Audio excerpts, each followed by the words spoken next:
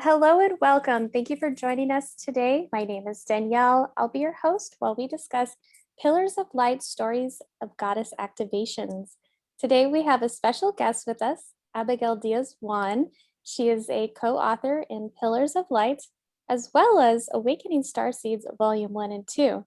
Today we are here to discuss her upcoming book, Pillars of Light. Hello, Abigail. It's great to see you. Thank you, Danielle. Appreciate you inviting me on this interview. Looking Yes. forward to talking with you. Likewise, it was such a good time the last time, and I'm quite Yes. excited to have you back. I know that this is a little bit of a different genre from the last book you wrote, but I feel like it's very complementary. And in my opinion, star seeds are very much tied to the goddess energy. And we both know Radha created the modality of goddess activations and had a session recently with her. But before you explain to us about what goddess was activated, would you mind telling us what the word goddess means to you? You know, it's interesting. My spiritual practice was not as much along those lines of goddesses. And so when Radha called me about a goddess activation, I kind of had to think about, well, is that something that I would be looking for? But I had been expecting some kind of divine activity coming my way, as I explained in the chapter. So if it came in the form of a goddess activation, I was all for it, basically. And my only experience with the goddesses in my past is that I've always been very much interested in mythology, and especially Greek mythology. So for me, Athena, that type of Athena and Isis were two goddesses that I was familiar with. So when Radha brought forward the four that she had brought forward, I wasn't familiar with any of them, quite honestly, but I quickly caught up. So goddess to me is basically the feminine power. And it is something that we as women are able to access that has the feminine touch to it. So it's directly for us, is the way I see it. And in the same manner that gods for men, goddesses for women, this is accessing the female power of the higher realms. And when you build a relationship to that realm or to that particular goddess, you are actually accessing an aspect of yourself that relates to that particular goddess. And so for me, this experience of the goddess activation allowed me to see those aspects and to pull from them into me so that I can actually use it in my own life. So there, it's the archetype. Yes, that's so beautifully said. Thank you. I like that perspective. In fact, you kind of just hit it on the nail right there. Now, when she met with you for the activation, which goddess did she activate within you? Or were you feeling connected to anyone specifically prior? No, it's really funny. It surprised both of us, if that makes any sense, because Radha had asked me the night before, who did I want to talk to? I had no clue. And I actually sat down and read her entire Galactic Goddesses book just because I had no clue. I didn't even know who to call upon. And then I woke up the next morning before the activation, and Goddess Lakshmi was in my head, that name. And so when Radha started the activation and asked me who I wanted to come forward, I said, look, this is the name that came in, Goddess Lakshmi. But I had a really strong sense that there was going to be more than one. I just knew that it wasn't going to be one that was coming in. There was going to be a few, but I didn't know who they were. So it was a surprise to both of us when four of them showed up. And that was Goddess Durga, Goddess Lakshmi, Goddess Kuan Yin, and Goddess Mat. It was a surprise to me because I didn't know any of them. And it was a surprise to Radha because she had never had a session ever where there had been 4 goddesses all showing up at the same time in the session. That's And she told special. me it was really unusual. Yeah, you know, when you don't know what to expect, everything is a blessing. Mm-hmm. Think about it. You know, you don't know what to expect, so you can't be disappointed. And so everything that shows up is a wonderful thing. And that was kind of my process through the whole goddess activation. I didn't have any expectations, having never done this before, and was just really grateful and enjoyed the process. So, Oh, I love that. I love that you didn't have an expectation. You were very open, and then you had intuitively sensed, you would be experiencing possibly uh more than one goddess coming through. So that's really interesting. Yeah, I like that. Some people might think when they hear goddess activations that it could be, oh, I'm going to connect with the feminine energy and this is going to be fluffy and sweet and pretty, which to a degree it is. However, what people I think they don't realize is she really dives to the root of an issue. And so in some cases, people can actually experience, persecution wounds, past life issues that arise and are causing, an influence in this current lifetime. You could go through an energetic divorce, those type of things. So how do you feel energetically and emotionally having gone through yourself? What is it you experienced for you personally? And what do you think someone might experience potentially? um, you know, this was a question I knew you'd ask me.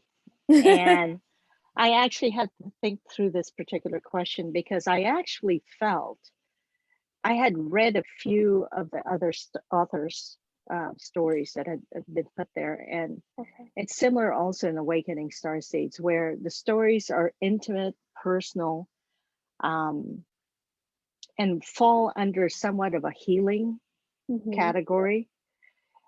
And in this particular case, I was not looking for that. Mm, Mine was more of a situational issue. You know, I had, as I mentioned in the chapter, I'm actually about to launch my destiny work. And because of the magnitude of it, there's been a lot of obstacles thrown in my way. And it's been for several years now. It's not just suddenly, but it's been steadily over the last 16 years or 17 years. I've had major obstacles thrown in my way. So the entire activation was more of a warrior rather than a healing, even though part one of the chapter spoke about a healing. My shoulder and my back still hurt a little bit, but it's definitely gone down a lot since Goddess Durga worked on it and identified it as a demonic attack. So I had been dealing with a legal issue that had been the latest attempt to derail the destiny from launching. And so the 4 goddesses, when they showed up, and especially Goddess Durga, who led the 4 of them, it was about dealing with that obstacle. mm, So in answer to your question, I don't think it is just limited to something that is personal or is healing, which a lot of people associate spiritual with. mhm, This also has to do with situations in your life that you're trying to deal with, evolutionary growth, um, goals, destiny work. You know, at the end of the day, whatever category you put it in, it's all about helping you evolve and move to the next step. In my right. particular case, this goddess activation had to deal with my destiny work. Yeah. Does that help? Oh, yeah. Yeah, you're about to step into, I mean, you already are stepping into some big shoes, and to be a power of influence in such a way, these things are shiny and beautiful. And, Yes. sometimes the light is just too bright, it's too yummy. People want a little bit of a piece of that. So, yeah, Yes, exactly. that's that's a tough position to be in because a lot of people could easily cower down and not want to step into that role or get, a little nervous. And it Yeah. truly activated a strong inner strength and warrior within you to overcome Oh, that glad and to hear that. harness that. Yeah, that's powerful. I like that. That could be uh, what anyone could experience, in a goddess activation. They're there to help in any way. That's beautiful. Each goddess has their own specialty.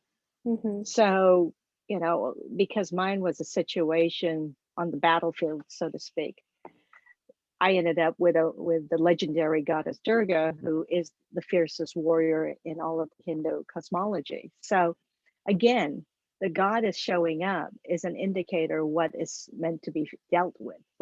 What is the issue? Mm-hmm. And that's where the god. So it's specific to the issue that I think a goddess would show up. Yeah, absolutely. What have you noticed since the activation as far as any kind of shifts within yourself and how it's impacted going forward? I'm more fitting my shoes, so to speak. I speak about this in the chapter about, the world that I go in, and it's, there are good stuff about the high finance world, obviously, but there's also, it's a battlefield. You enter into it and you're fully aware that this is not a kumbaya environment. Mm-hmm. So as women, it's my belief that we are meant to be community oriented. We are nurturers. We procreate. We're the only ones who can procreate. So we are natural protectors because we have children. So we automatically care for a group versus males who are more lone wolf oriented. So therefore competition is more of a masculine sport than a female sport. Mm. So when you take a female and you put her in a masculine environment like this type of a battlefield, there is a conflict that happens. And I'm not the only one who's got this. I have, other women in positions like mine, which are high level positions or managerial positions or high leadership positions. We all have this conflict because we're expected to go into the business world highly competitive, and yet we go home and we take care of the family and we take care of our employees and we take care of our companies as a woman would. Mm. Yeah. And to reconcile those two is very challenging. If you don't have any respite from that, you burn out. And my debilitating illness was a burnout. It was the adrenal fatigue syndrome, of which I know a lot of other women in my position all hit. We always end up hitting some kind of an illness that makes us cross over because we've gotten so separated from who we are as a female on a daily basis that you actually have to either voluntarily find a way to integrate or you are involuntarily taken out of the game. And so for me, that was the biggest thing. How do I maintain those two worlds as they're both pulling me apart? And what I got from the goddess activation was I don't need to give up the spiritual to return Mm-hmm. to that world. There are other ways to battle. Right. Right. And Goddess Durga basically introduced love-based battling, which I refer to in the chapter as love-based spiritual Aikido. You turn the weight of the competitiveness and it's kind of like in Aikido, you take the opponent's weight and you use it against them. Mm. Well, in this particular case, you simply enclose the person in love. And that automatically diminishes the darkness that they're bringing to the table. You just overwhelm them with love. And that's what the roses and the blooming laughter is all about in the first part of the chapter. Wow. I hope that helps. You're such a strong individual. Women are in general. I mean, it's just amazing what we are so capable of doing as women. It's just amazing. What inspired you to want to partake in being a part of the Pillar of Light when she originally approached you about it? Well, like I said, I had been dealing with this with a lawsuit that had um, literally it started a year ago.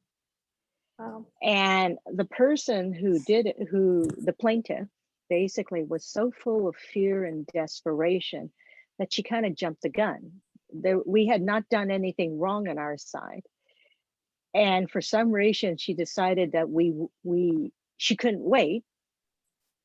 And she decided to go on the attack. And she was using all kinds of exaggerations and hyperbole to try to make this all go to her side. So it was about trying to break through all those illusions to even get the court to understand that A, we did nothing wrong. We haven't even had a chance to do anything wrong. And she was already on the attack. And we had reached that stage of the legal process where I say in the book, we were trading body blows, which was we were starting to reveal information to defend our position. So in legal terms, it's motions, and discovery is basically what the other side can discover from you. So this was where the body blows were happening. And the more we responded to her accusations with the truth, the more exaggerated her accusations became. So I was waiting to see what spiritual assistance would come, because you can go either totally, full bore into 3D and throw everything in the kitchen sink at a person. There's a reason why this situation has occurred. What's the spiritual lesson that's in it? Yeah. So when you go higher and you look at the much more bigger picture, there's a reason something shows up, and you look for the reason. You don't get caught up in the situation. In other words, you don't look at the scene in the play and try to memorize, what the stage looked like, what was the props and everything else. You step back and say, what's the play about? Right.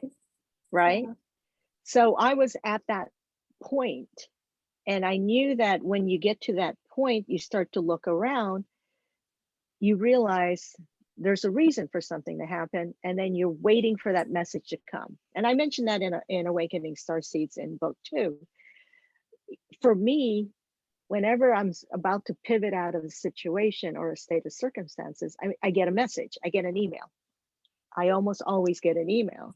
In this case, it was Radhaa sending me an email because she unexpectedly got tapped on the shoulder on a Friday night, that she needed to contact me and offer me a goddess activation to be the final author in her book, Pillars of Light. So I get that email, on Sunday night, and I go, all right, that's the email. I don't know what a goddess activation is, but I'm taking it. So there you go. That's awesome. Oh, you're so wise. That's beautiful. And I love the fact that you brought up synchronicity, because I feel like that's part of the journey. What do you feel? Completely. Yeah. Yeah. What do you feel that your like your soul purpose is in this lifetime as Abigail? It's pretty straightforward. I mean, I mention it in Awakening Starseeds book 2, and now I'm mentioning it in the Pillars of Light. And that is, I came here for a singular purpose. And that was to create this Million Points of Light initiative, which is to help women. It's to help balance the scales of how inequitable or how uneven it is in the money distribution in this world. And I really want to talk about that, Daniel. We talk about the inequities of life, okay? And the one paragraph that you really touched upon in that chapter about the socioeconomics, which I thought might have been a little too serious, but I went ahead with it anyway. The subsequent paragraph to that, I really pointed out that in the funding or in the distribution of money in this world, the in the microfinance, which is where money is given out as a loan, and usually it's under $25,000 anywhere in the world, and usually around 5,000. So 5,000, 25,000 underneath. And that microfinance loans are for women or for people who are the poorest of the poor or low income. Women by sheer population comprise 80% of that, because women tend to be more of a necessity entrepreneur, right? We're doing it because we have to augment income, to take care of our families. Whereas men are more opportunity oriented. They create a business or a venture to become wealthy. Mm-hmm. Women do it because they have to just to feed their families. 80% of the microfinance borrowers are women. Now, on the other side, venture capital, which I came out of, in 2000, in the year 2000, in the US alone, 2% of all venture capital went to women. Women-led, women-founded opportunities or startups, okay? That's in the year 2000. Where are we today? We're in the year 2021. Mm-hmm. And it's only, the dial has moved to 2.3%. We've had 3/10. Isn't that amazing? 3/10 of a percentage in 11 years. No, 21 years. Wow. So when you look at that gross inequity, you realize how dark the world really is from the perspective of money. Now, let's talk about it from an energetic perspective. The world operates on what I call transactional energy. Transactional is the transfer of activity. It's a buy-sell. I'm selling you something, you're buying it from me. We are creating a transaction, okay? Mm-hmm. Now, as humans, to evolve and to grow, transactional energy doesn't evolve and grow. Transformative energy does. You're transferring form. You're changing from one form to another form. Okay. Okay. So we're stuck in transactional energy. We're stuck. It just goes back and forth. It's a measurement of, it's an activity of duality, of polarity, which is the 3D. So how are we as humans able to evolve to higher dimensions? We have to change the energy on the earth. We have to, and to do that, we have to change form. We have to transform what is occurring around us to something better. We have to evolve and grow into something better. So how do you start? That's the question I asked in the chapter. How do we women change and transform the world that we're in if we've been trained by the very people or the very male gender that has created a world based on transactional energy? That was the question I had for the goddesses, because that was a concern of mine. If I was going to go back and do my destiny work, but perform the same way I've always been taught, is there going to be any change? You know, insanity is the definition of doing the same thing over and over again and expecting something different. Yeah. So that's that's what I felt very strongly about when it came to women, and it came to the imbalance, and it came to what the world was at today. What is our state of circumstances that we need to change? Mm-hmm. Beautiful. Oh my gosh. I'm so glad that you brought that up in your chapter, because it's not something we all talk about. And then to have you bring it into a perspective from your own experience and knowledge and background. I mean, it's such a valuable tidbit of information. I suggest all women read it just so they can, know they're not alone, and there are, things that we experience as a society that, it's been challenging, and it's not, they're doing the best they can, and it's unfortunate, but what can we do? I think the change also comes from within. Um, Speaking up about it, putting your talents in areas where you can, Well, this is what women can do, Danielle. support. Not focus on what everybody else is doing, but Mhm. focus on the energy you're trying to change. Mhm. So it becomes about we women, because we procreate, we women actually have the direct access to transformative energy. We bring form into the world. Right. If you see that we make babies, that means we procreate new energy. So if you are a female and you're trying to figure out, how do I change the world? What can I do from where I am? When you think about it from transformation versus transaction is, okay, I'm broke. How do I make some money? Transformative is, here's who I am and here's what I can do different. Mhm.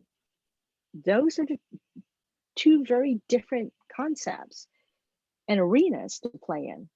Right. And there's power in transformation. So my destiny work is to bring transformative energy back into the arena. And you start that first by rebalancing the gender imbalance of money, because Mhm. money in the world we live in today is energy. Mhm. But how you use it, that's the difference. I love your soul purpose. It's so amazing. Thank you. Yes.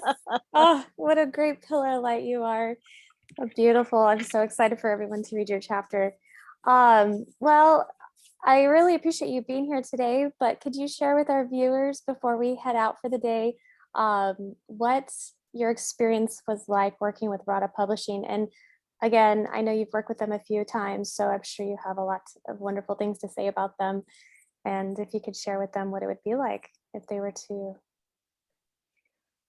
Well, I alluded to this in Awakening Starseeds book too. I haven't been in as deep a hand holding situation as a lot of the other authors are. Part of that is because this type of writing, inspired writing for me, is Maya calls it automatic writing. Mm-hmm. Okay, I call it inspired or download writing. And this is my secret, okay, Danielle, that I'm really sharing. I don't write this as a vocation. I write this type of writing when the inspiration comes in. Mm. So Radha and Maya's, most of the time, their relationship with me is that I'm usually rushing to get to the deadline, in that I can't, if the words don't come, I'll sit down at the computer, and if the words don't come, I don't force it. I've stopped trying to push the river, Mm. I don't force the situation. And the writing for me is usually in conjunction with something that I'm supposed to become aware of. Mm. An Okay. activation, the Lemurian activation in book 2, or it's to resolve something. And the writing is simply explaining why that particular circumstance happened or that particular event happened. And then it's a one take for me. I sit down and words come, and sometimes I'm typing so fast my shoulder hurts because the words are coming out so quickly. And then I send it to Maya and say, okay, what do you think? And then Maya goes, this is fantastic. Tweak this word or that word. And usually the whole thing is done in like 2 days. So I'll give you an example about this one. I was having tremendous writer's block. Every time I sat down after the activation, I couldn't get anything to flow. Finally, I went up and tried to take a look at it, understood, and I'm being vague purposely so you would read the chapter. And then the story flew, through my fingertips, and we wrote the whole thing in one day. I wrote the whole thing in a few hours. I love that. Oof. The tweaking, took 5 days of tweaking, change a word here, change a word that, but the story downloaded, Mhm. you know, very quickly. Yeah, you're in the So flow. exactly. So Yeah. my relationship with Radha and Maya are more of a editor and an opportunity giver. Radha gave me the Mhm. opportunity to participate, which I'm grateful for. And Maya is like, you know, is it good or not? She's the editor. Is it good or not? Or do you want me to restart this whole thing? So Maya's the cheerleader and the wordsmither. Radha keeps giving me these interesting opportunities to write that I normally would not get otherwise in my daily life. That's amazing. Yeah. Oh, well, I'm so grateful that we've gotten the opportunity to hear you in all these books. I mean, volume 1, 2, and now Pillar of Light.